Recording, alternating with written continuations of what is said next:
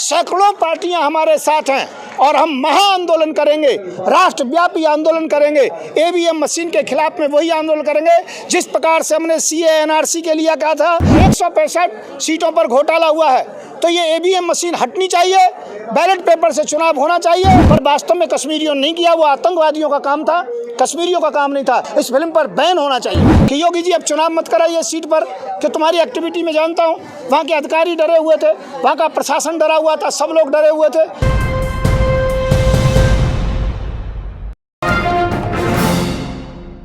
EVM के लिए हमने पहले से भी कहा था कि ईवीएम फिक्सिंग है और उसके अंतर्गत में काफ़ी हमने जो विचार किया था, परंतु उस समय इतना विश्वास नहीं था कि इस प्रकार से करेंगे। इन्होंने पहले भी कई बार ऐसा किया है, अब की बार भी किया है। अब की बार तो केजरीवाल से और इनका जो कि फिक्सिंग थी कि तू पंजाब ले ले, हमको उत्तर प्रदेश दे दे, ये बात हमें पहले ही मालूम पड़ चुकी थी। हमारे प्रत्याशी काफ़ी आगे आ गए थे, इन लोगों के हृदय में बहुत दिक्कत हुई थी। मैं ये कहना चाहता हूँ, हर स्थिति से हर पार्टी को इन्होंने समाप्त किया है, हर पार्टी को समाप्त करने की कोशिश की है। और ईवीएम मशीन के विषय में बताना चाहता हूँ, सबके प्रमाण प्राप्त हुए हैं।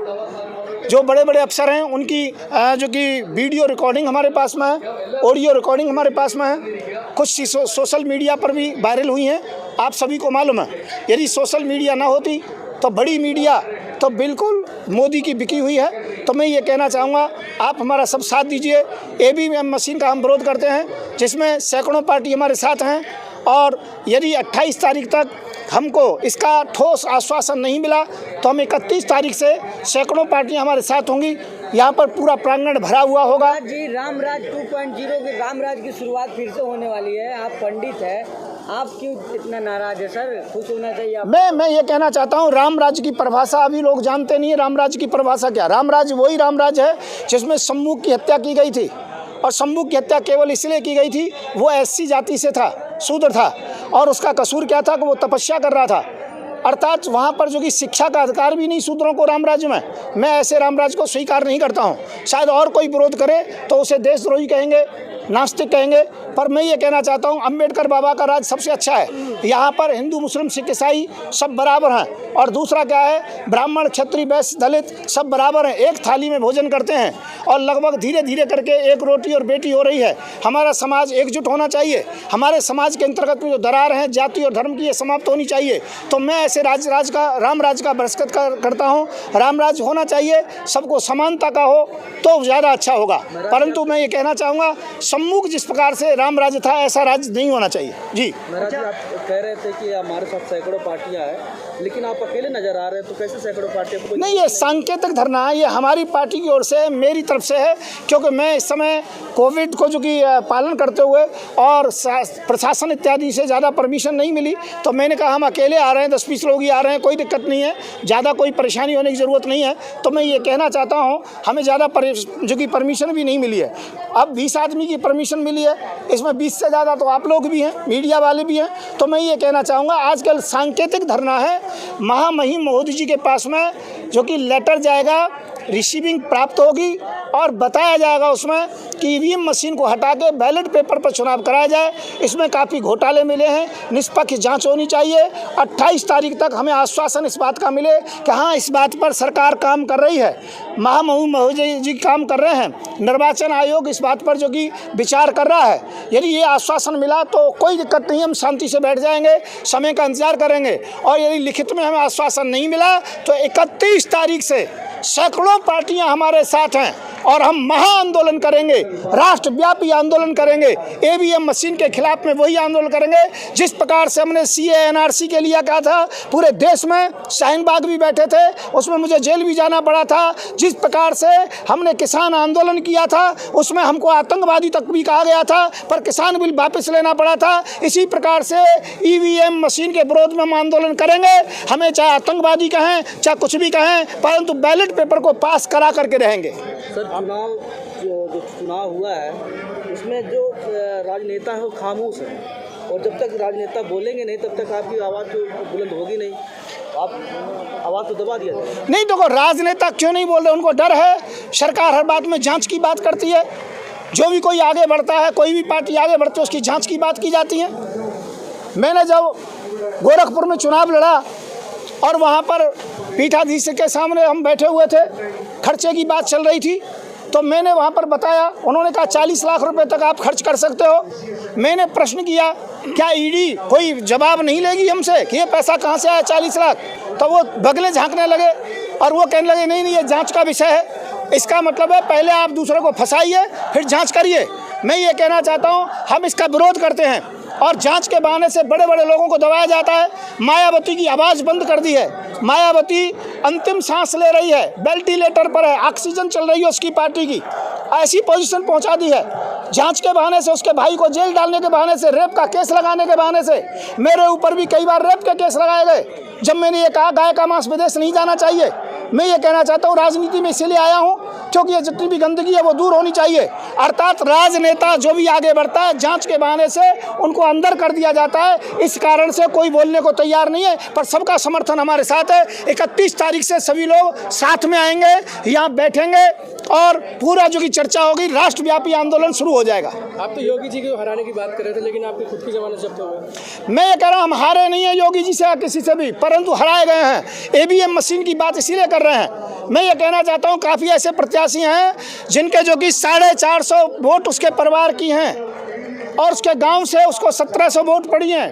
पूरा वोटिंग जो कि 2800 की हुई है पर उसकी 65 वोट आई हैं। ये आश्चर्य की बात है, ये जांच का विषय है। इसीलिए मैं कहना चाहूँगा कि हर जगह पर 165 सीटों पर घोटाला हुआ है, तो ये ईवीएम मशीन हटनी चाहिए, बैलेट पेपर से चुनाव होना चाहिए। हम ऐसे निर्णय को नहीं मानते हैं, किसी की हिम्मत देश में नहीं है, किसी भी राजनेता की। इसलिए मैं आया हूँ। CA NRC का भी मुद्दा, मैं आगे आया तभी आगे चला, मुझे जेल जाना पड़ा, किसान आंदोलन में जेल जाना पड़ा, वो मुद्दा भी तभी आगे आया, उसमें हमें सफलता मिली। CA NRC में सफलता नहीं मिली, पर जो कि ईवीएम मशीन में हमें सफलता मिलेगी। इसका झंडा लेकर के पूरे देश की पार्टियों के लिए मैं सबसे आगे आ रहा हूँ, नहीं तो किसी पार्टी का कोई अस्तित्व नहीं रहेगा, सब अस्तित्व विहीन हो जाएंगे। युवराज जी, ये कहा जाता है कि आपका जब जमानत जब्त हो गया तब आप ईवीएम पे ठीकरा फोड़ रहे हैं। नहीं, सीट मेरी जमानत जब्त नहीं हुई है। मैं आपको बता दूं, मैं समाजवादी पार्टी को कुछ पार्टियों पर हमने समर्थन दिया था और वहां पर जीत रही थी और उसके केवल 200-300 वोटों से हार हुई है, और वो भी 5-5, 6-6 बार रिकाउंटिंग करने के बाद। रिकाउंटिंग का मतलब क्या होता है ईवीएम मशीन के अंतर्गत में? इसलिए हम इस बात के लिए आंदोलन के लिए आया हूं और हमारे साथ पूरा देश है, देश की भावनाएं हैं, छोटी मोटी सभी पार्टियां हैं, सैकड़ों पार्टी हमारे साथ हैं जो 28 तारीख तक हम इंतजार कर रहे हैं। हमें ठोस आश्वासन दिया जाए, नहीं तो 31 तारीख से देश में महाआंदोलन होगा, किसान आंदोलन से बड़ा आंदोलन होगा, जाट आंदोलन से बड़ा आंदोलन होगा, CA NRC के आंदोलन से भी बड़ा आंदोलन शुरू हो जाएगा। आप जीत की बात कर रहे हैं, लेकिन आपको तो कुल 400 वोट मिले। मैंने कहा कि मैंने तो वहाँ उनको समर्थन दिया है। मैंने जब देखा कि मेरी वजह से समाजवादी पार्टी भी हारेगी, हम भी हारेंगे, तो अखिलेश को मैंने फ़ोन किया, उनके मामा को फ़ोन किया, अखिलेश को बुलाया चुनाव से 3 दिन पहले, 4 दिन पहले, और मैंने उनको समर्थन दिया था। और जहाँ समर्थन दिए जाते हैं वहाँ पर वोट नहीं पड़ती हैं। बाकी मेरे प्रत्याशी कोई 54,000 वोट लेके आया है, कोई 1 लाख से ऊपर लेके आया, दूसरे नंबर पर आया है। मेरे प्रत्याशी, मेरी पार्टी पूरे तरीके से मजबूत है और हम पूरा जो वोट का परसेंटेज होता है उसे हम पूरा कर चुके हैं। लेकिन उसके बावजूद भी योगी जी ऐतिहासिक जीत जीते हैं वहाँ से। देखिए, आप बेईमानी से तो कुछ भी कर लीजिए। मैंने तो ये कहा था कि योगी जी अब चुनाव मत कराइए सीट पर, कि तुम्हारी एक्टिविटी में जानता हूँ। वहाँ के अधिकारी डरे हुए थे, वहाँ का प्रशासन डरा हुआ था, सब लोग डरे हुए थे। मैं ये कहना चाहता हूँ, ये हिटलर शाही करते हैं, चाहे मोदी हो, चाहे योगी हो, चाहे अमित शाह हो, तो मैं इनका विरोध करता हूँ। विरोध क्यों करता हूँ कि मैं सच्चाई पर हूँ, जेल जाने से नहीं डरता हूँ। मैं ये कहना चाहता हूँ ईवीएम मशीन हटनी चाहिए, बैलेट पेपर से चुनाव होना चाहिए। मोदी जी कहते थे कि ये हुआ कि नहीं हुआ, सबसे हाँ कराते थे। अब हिम्मत है तो मोदी जी एक बार कहें, कितने लोगों को नौकरी मिली कि नहीं मिली, महंगाई कम हुई कि नहीं हुई, वो पूछे गैस सिलेंडर सस्ता हुआ कि नहीं हुआ, GDP सस्ती हुई कि बढ़ी कि नहीं बढ़ी। आप ऐसे मुद्दों को लेकर के आप बात करें, पर मोदी जी में अब हिम्मत नहीं है इस प्रकार की बात कर सकते हैं। वो झूठे राष्ट्रवादिता की बात करते हैं, मंदिर मस्जिद की बात करते हैं, हिंदू मुसलमान की बात करते हैं, विकास और जो कि व्यवसाय और नौकरियों की बात नहीं करते। कश्मीर फाइल्स एक फिल्म जो आई है उसको लेकर के भी काफ़ी विवाद हो रहा है, लगातार थिएटर में उसको देखा भी जा रहा है, लोग देख रहे हैं, पसंद भी कर रहे हैं, और लोगों के आंसू भी बह रहे हैं कि कश्मीरी पंडितों के साथ कितना अत्याचार और अन्याय हुआ था वहाँ पर। देखिए, इस फिल्म के विषय में बताना चाहता हूँ। पहली बात तो पत्रकार महोदय और देश पूरा सुन रहा है, मुझे कुछ लोग अच्छा भी कहेंगे, बुरा भी कहेंगे। मैं कहता हूँ जिन फिल्मों से कोई उत्तेजना पैदा होती है वो फिल्में नहीं चलानी चाहिए। फिल्म एक केवल जो कि मनोरंजन का साधन होना चाहिए। फिल्म को इस प्रकार से नहीं लेना चाहिए। मैं ये कहना चाहता हूँ, हाँ गलत हुआ है, पर जो कश्मीरी लोगों के द्वारा नहीं हुआ, वहाँ पर हुआ है जो बाहर से आतंकवादी आए थे पाकिस्तान से, वो लोग कश्मीरियों को भी परेशान करते थे और कश्मीरी पंडितों को टारगेट इसलिए करते थे कि यहाँ पर ये कश्मीर को खाली कर दें, और हो सकता है उन्हें आश्वासन था कि वहाँ का मुसलमान उनका साथ देगा, वहाँ के मुसलमान ने उनका साथ नहीं दिया। मैं कहता हूँ कांग्रेस सरकार थी, वहाँ गलत हुआ, उस पर जैसे लेना चाहिए था। राष्ट्रपति शासन था सर, जब वहाँ पर हाँ, राष्ट्रपति शासन था, तो केंद्र में बीजेपी की सरकार थी। तो मैं ये कहना चाहता हूँ ये फिल्म बंद कर देनी चाहिए। पहली बात तो मैं पचड़े में ना पड़ गए, फिल्म बंद कर देनी चाहिए। और जो कश्मीरी पंडितों को भगाया गया है उनकी ज़मीनें पुनः उन्हें बसानी चाहिए, पुनः देना चाहिए। मैं इस बात के पक्ष में हूँ, पर फिल्म लेकर के उत्तेजना पैदा करना समाज में, हिंदू मुसलमान में दरार डालना ठीक नहीं है।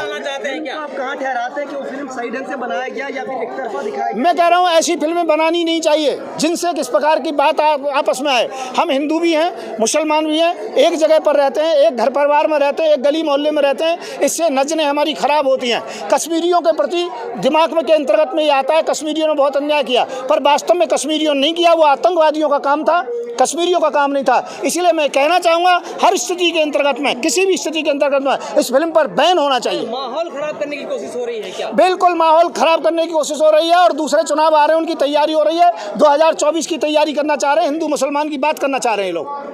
लेकिन मोदी जी ने बोला सच्चाई दिखाने के लिए धन्यवाद। नहीं, मोदी जी ने बोला है वो गलत है, उनको अपनी जो कि वाणी को वापस लेना चाहिए, और उन्होंने जो कहा है गलती की है, और प्रधानमंत्री को ऐसे शब्दों का प्रयोग नहीं करना चाहिए जिसमें खून खराबा दिखाया जाए और उसमें धन्यवाद दिया जाए। मैं कह रहा हूँ उस पर तत्काल बैन किया जाए।